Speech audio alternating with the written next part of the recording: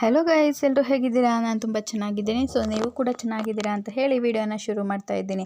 So ಇವತ್ತು ಬಂದು ಶನಿವಾರ ಹಬ್ಬಕ್ಕೆ ಅಂತ ಹೇಳಿ ಹೂ ತೊಗೊಂಡು ಬಂದಿದ್ದೆ. ಸೊ ಅದನ್ನೆಲ್ಲ ಕಟ್ತಾ ಇದ್ದೀನಿ. ಕಟ್ಟಿದ್ದೆಲ್ಲ ಆಯಿತು. ಸ್ವಲ್ಪ ಬಿಡಿ ಹೂವನ್ನ ಬಾಗಿಲಿಗೆ ಇಡೋದಕ್ಕೆ ಮತ್ತು ದೇವ್ರ ಫೋಟೋಗೆ ಇಡೋದಕ್ಕೆ ಅಂತ ಹೇಳಿ ಎತ್ತಿಟ್ಕೊಂಡೆ.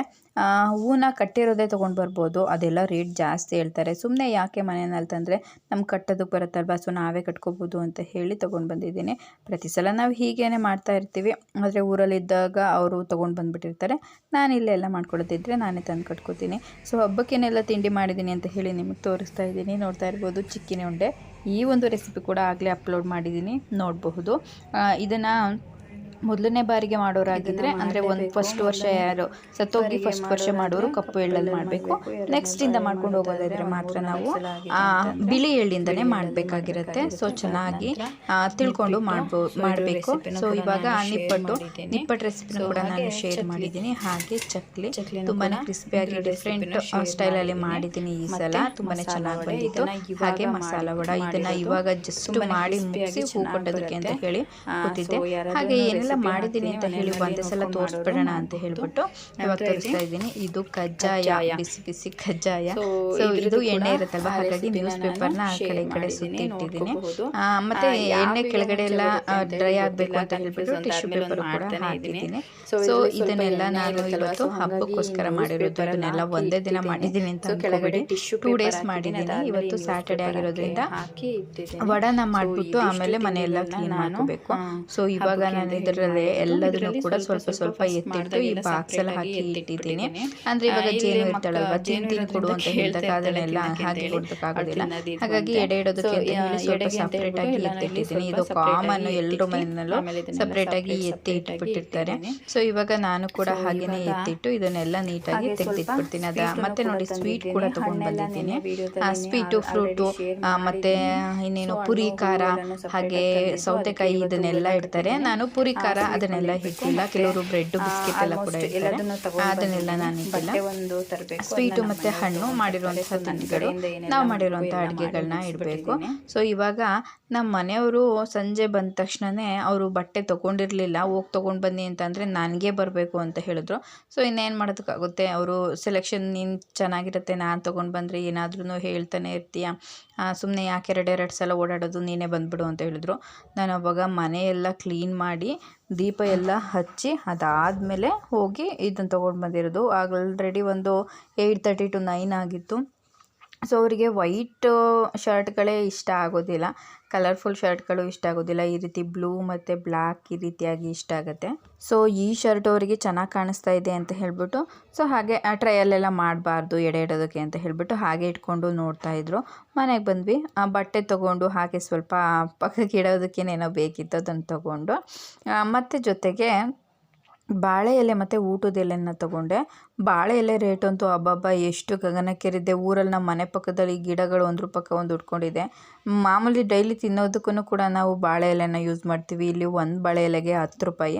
ಸೊ 4ಕ್ಕೆ 40, ಆ ಊಟದ ಎಲೆಗೂ ಕೂಡ 40 ರೂಪಾಯಿ ಹೇಳಿದ್ರು. ಸೊ ಅದೆರಡನ್ನು ತೊಗೊಂಡು ಬಂದ್ವಿ. ಇವಾಗ ನಾವು ಚಪಾತಿ ಮಾಡೋಣ ಅಂತ ಹೇಳ್ಬಿಟ್ಟು, ನಾನು ಗೋಬಿ ಇತ್ತು ಅಂದರೆ ಕಾಲಿಫ್ಲವರ್ ಇತ್ತು, ಅದನ್ನೆಲ್ಲ ತೆಗೆದು ಕಟ್ ಮಾಡಿ ಕೊಟ್ಟೆ. ನನ್ನ ತಂಗಿ ಅದರದ್ದು ಪಲ್ಯ ಮಾಡ್ತೀನಿ ಅಂತ ಮಾಡ್ತಿದ್ಲು, ಚಪಾತಿ ಮಾಡೋದಕ್ಕಿಂತ ಟೈಮ್ ಇತ್ತು. ಸೊ ಅಷ್ಟರೊಳಗಡೆ ನನ್ನ ಮಗಳಿಗೆ ಸ್ವಲ್ಪ ಹೋಮ್ವರ್ಕ್ ಬರ್ಸೋಣ ಅಂತ ಹೇಳಿ ಬರ್ಸೋದಕ್ಕೆ ಕೂತ್ಕೊಂಡೆ. ಅವಳು ಕೂಡ ಬರೆದ್ಲು. ತುಂಬ ಹಠ ಏನು ಮಾಡೋದಿಲ್ಲ ಅವಳು, ಬರೆಯೋದಕ್ಕೆ ಓದೋದಕ್ಕೆಲ್ಲ.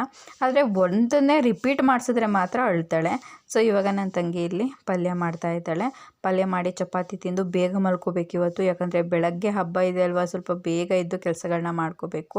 ಅದು ಅಲ್ಲದೆ ಇವತ್ತು ನಮ್ಮ ಮನೆಯಲ್ಲಿ ನೀರು ಸರಿಯಾಗಿ ಬರ್ತಾನೆ ಇರಲಿಲ್ಲ, ಮೋಟ್ರ್ ಕೆಟ್ಟೋಗಿತ್ತು ಅಂತ ಹೇಳಿ ರಿಪೇರಿ ಮಾಡಿಸಿದ್ರು.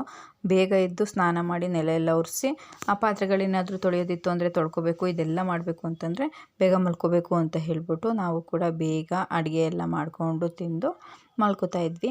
ಸೊ ಆದರೂ ಕೂಡ ಮೂವಿಗಳನ್ನ ನೋಡ್ಕೊಂಡು ಮಲ್ಕೊಳ್ಳೋದಲ್ವಾ, ಸ್ವಲ್ಪ ಟೈಮ್ ಹಾಗೆ ಹೋಗ್ಬಿಡ್ತು. 10:30 ಏನೋ ಆಯಿತು. ಬೇಗ ಒಂದು 9:30 10ಗೆಲ್ಲ ಮಲ್ಕೊಳ್ಳೋಣ ಅಂತ ಅಂದಿದ್ದು 10:30 ಹಾಗೆ ಹೋಗ್ಬಿಡ್ತು.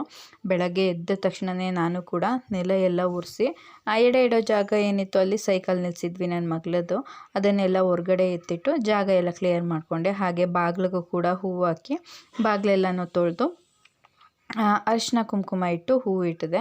ಅದಾದ ನಂತರ ಬಂದರೆ ಇವಾಗ ಮನೆಯೆಲ್ಲ ಒರೆಸಿದ್ದೀನಿ. ಸೊ ಇವಾಗ ನಾನು ತರಕಾರಿ ಎಲ್ಲ ಕಟ್ ಮಾಡಬೇಕು. ನಮ್ಮ ಮನೆಯವ್ರು ಯಾರೂ ಎದ್ದಿರಲಿಲ್ಲ. ಪರವಾಗಿಲ್ಲ ಮಲ್ಕೊಳ್ಳಿ ಅವರು, ಒಬ್ಬಳೇ ಇದ್ದರೆ ಬೇಗ ಬೇಗ ಕೆಲಸ ಆಗಿಬಿಡುತ್ತೆ ನನಗೆ, ಇಲ್ಲಾಂದರೆ ಕೆಲಸ ಆಗಲ್ಲ. ಕಾಫಿ ಎಲ್ಲ ಕುಡ್ದಿದ್ದೀವಿ ನೋಡಿ, ನಮ್ಮ ಮನೆಯವ್ರಿಗೆ ಕಾಫಿ ಕೊಟ್ಟೆ, ಅವ್ರು ಕುಡಿದ್ಬಿಟ್ಟು ಹಾಗೆ ಮಲ್ಕೊಂಡ್ರು. ಇವಾಗ ನಾನು ಪಟ ಅಂತ ಹೇಳಿ ಕೆಲಸಗಳನ್ನ ಶುರು ಮಾಡ್ಕೋಬೇಕು. ದೇವ್ರ ಪೂಜೆ ಎಲ್ಲ ಮಾಡಿಬಿಟ್ಟಿದ್ದೀನಿ, ಯಾಕಂದರೆ ಎಡೆ ಇಡೋ ಅಷ್ಟರೊಳಗಡೆ ದೀಪ ಎಲ್ಲ ಆರೋಗುತ್ತಲ್ವ. ಸೊ ಹಾಗಾಗಿ ಮುಂಚೆನೇ ಎಲ್ಲನೂ ಮಾಡಿ ಇಟ್ಟಿದ್ದೀನಿ. ನಾವು ಏನೇ ಮಾಡ್ತು ಅಂತಂದ್ರೂ ದೀಪ ಹಚ್ಚಿಲ್ಲ ಅಂತಂದರೆ ಚೆನ್ನಾಗಿ ಅನಿಸಲ್ಲ. ಹಬ್ಬದ ದಿನ ಮಹಾಲಯ ಪಿತೃಪಕ್ಷ ಮಾಡೋ ಹಬ್ಬದ ದಿನ ದೇವ್ರ ದೀಪ ಮತ್ತು ಎಡೆ ಮುಂದಿಟ್ಟಿರೋ ದೀಪ ಒಟ್ಟಿಗೆ ಉರಿಬಾರ್ದು ಅಂತ ಹೇಳ್ತಾರೆ. ಸೊ ಹಾಗಾಗಿ ಕೆಲವರು ದೀಪ ಹಚ್ಚಲ್ಲ. ನಾನು ಬೇಗ ಹಚ್ಚಿರೋ ಕಾರಣ ನಾನು ಎಡೆ ಇರೋಷ್ಟರೊಳಗಡೆ ಅದು ಆರೋಗುತ್ತೆ ಅಂತ ಹೇಳಿಬಿಟ್ಟು, ಸೊ ಇವಾಗ ಅಡುಗೆ ಮನೆಯಿಂದ ಎಲ್ಲದನ್ನು ಕೂಡ ತೊಳೆದು ಎತ್ತಿಟ್ಕೊಂಡಿದ್ದೀನಿ.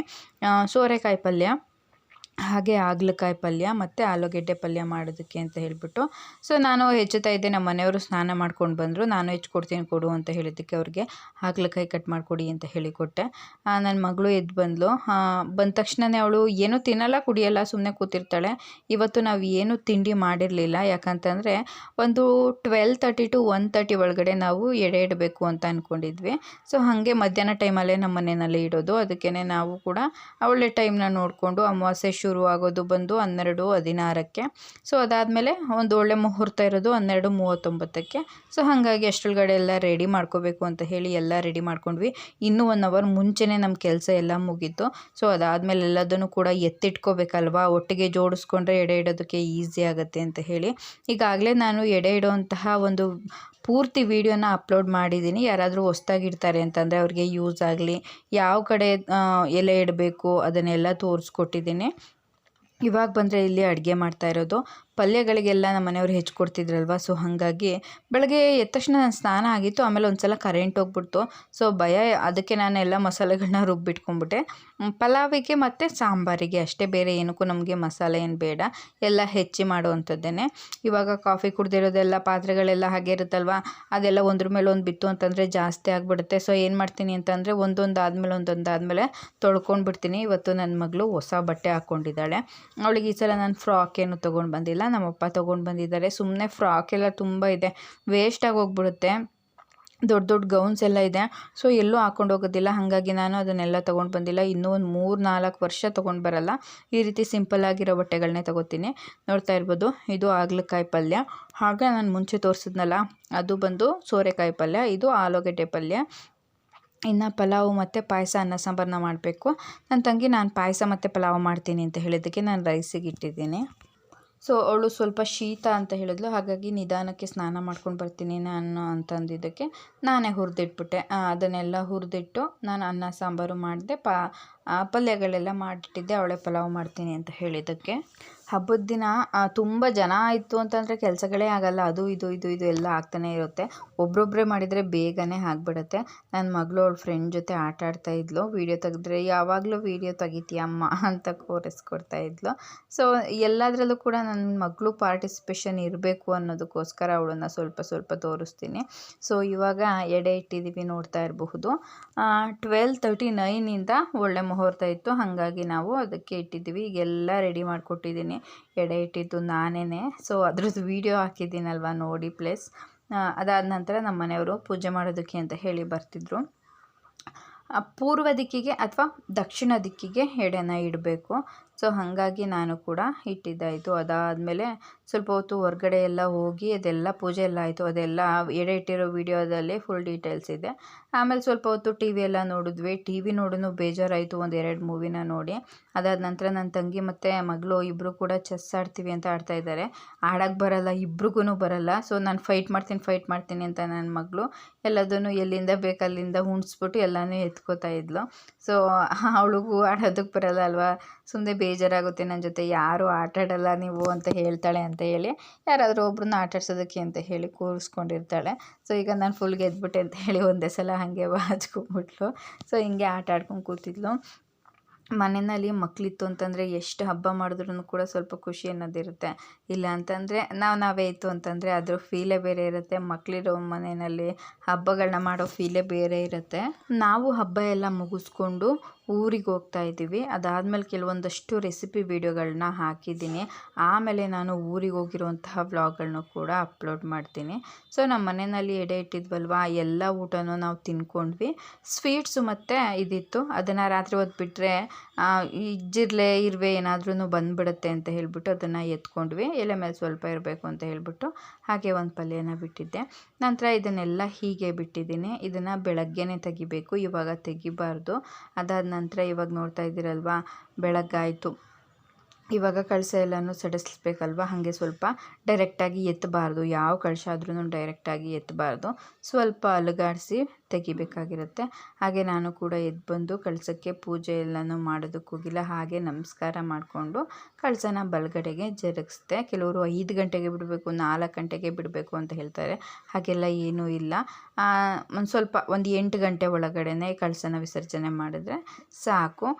ರಾತ್ರಿ ಹೊತ್ತು ಒಂದು ರಾತ್ರಿ ಇರಬೇಕು ಅಂತ ಹೇಳ್ತಾರೆ. ಹಾಗಾಗಿ ರಾತ್ರಿ ಪೂರ್ತಿ ಬಿಟ್ಟು ನಾವು ಇವಾಗ ಕಳಸ ಎಲ್ಲನೂ ತೆಗೆದಿದ್ದೀವಿ.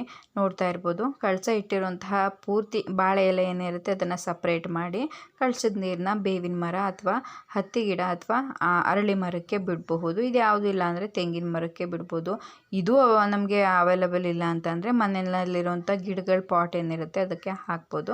ಈಗ ನಾನು ಇದನ್ನೆಲ್ಲ ನೀಟಾಗಿ ಒರೆಸಿದ್ದೀನಿ. ಒರೆಸಿ ಸೈಕಲೆಲ್ಲ ತಂದಿಟ್ಟಿದ್ದೀನಿ. ನೋಡ್ತಾ ಇರ್ಬೋದು, ಆ ಶರ್ಟ್ನ ಮನೆಯಲ್ಲಿ ಯಾರು ಹಾಕೋತಾರೆ ಅವರು ಹಾಕ್ಕೊಂಡ್ರೆ ಒಳ್ಳೇದಂತ ಹೇಳ್ತಾರೆ. ಹಾಗಾಗಿ ನಮ್ಮ ಮನೆಯವರು ಒಂದ್ಸಲ ಹಾಕ್ಕೊಂಡು ಹೊರಟರು. ಸೊ ಇದು ನನ್ನ ಹಬ್ಬದ ದಿನದ ವ್ಲಾಗು. ಹಾಗೆ ಹಿಂದೆ ಏನೆಲ್ಲ ಪ್ರಿಪ್ರೇಷನ್ ಮಾಡಿಕೊಂಡೆ ಅಂತ ಹೇಳಿಬಿಟ್ಟು.